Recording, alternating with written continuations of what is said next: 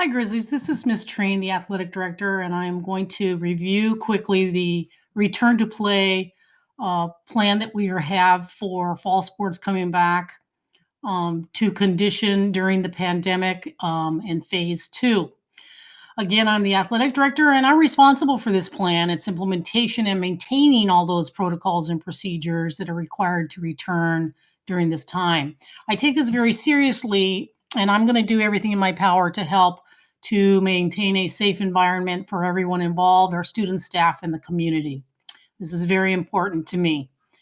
Um, that being said, what is the plan? The plan is that we are going to phase in fall athletes, varsity only, in an invitation to return for 4 weeks of workouts.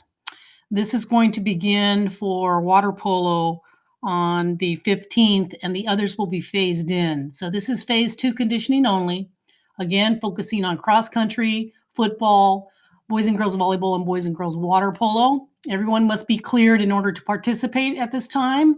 That includes our coaching staff, and all athletes must have gone through the athleticlearance.com clearance procedure and fill out the COVID form, etc. All are cleared by me. The tentative date, like I said, is October 15th for water polo only. The others will be phased in at a little bit different times. Everyone, we're using 3 different locations. Football's using the car fields, water polo, the Valley Pool, and volleyball and cross will use the Godinez campus. There are strict drop-off and pickup procedures. Parents are to drop off the student athletes and not get out of their car. The students will not arrive early. They're going to have a set time to arrive with their pod so that we don't have a line of people. We need to mitigate the number of people that are arriving and leaving at the same time.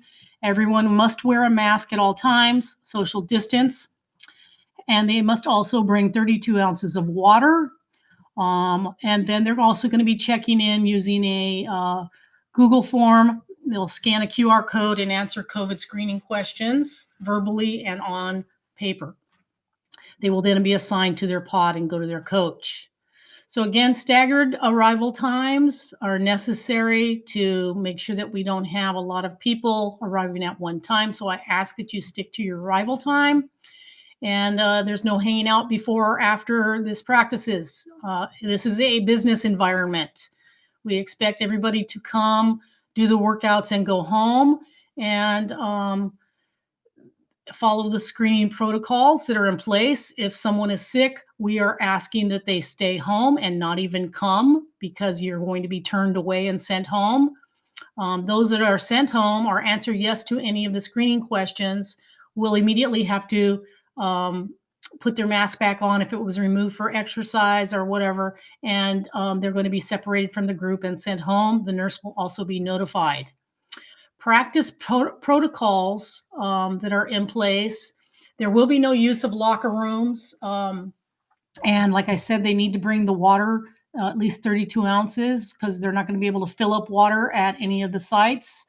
They're going to be assigned to a pod of 10 people and 1 coach and stay in that group for the entire 4 weeks. Volleyball and cross country will be at Godinez.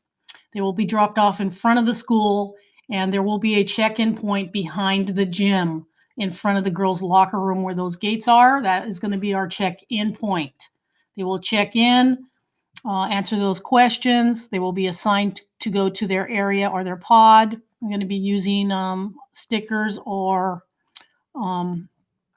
wristbands in order to identify where they're going.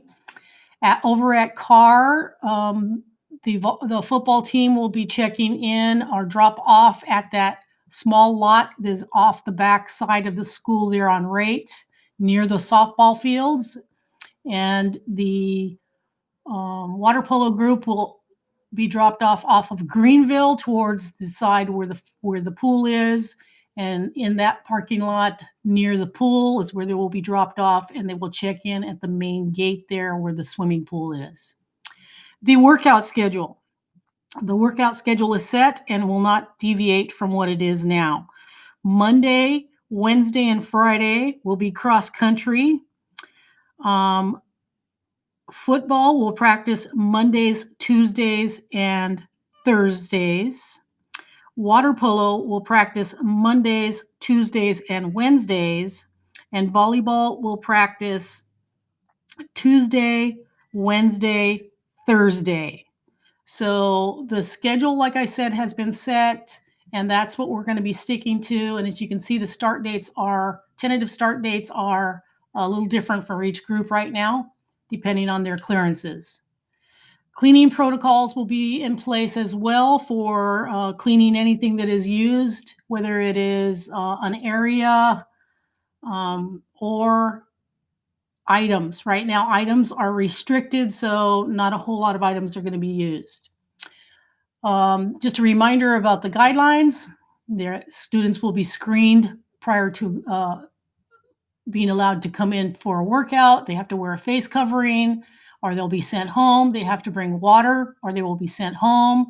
They will social distance at all times. Anybody that has COVID symptoms needs to go home, and the nurse will be notified, and we will follow the protocol as far as that is concerned. But it's very important that everybody's diligent about the protocols and is following these rules to keep everyone safe. So don't come to practice if you don't feel well. Stay home, or you will be sent home.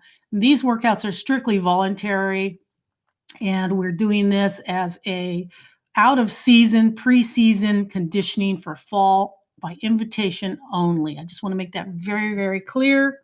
And so that is kind of what's going on. And if you have any questions, please let me know. Ask your coach. But that's what we're going to be doing starting the 15th, like I said, with water polo, and then moving on to the 19th for cross country, the 26th for football, and the 27th for volleyball. At least that is the plan now. Thank you very much.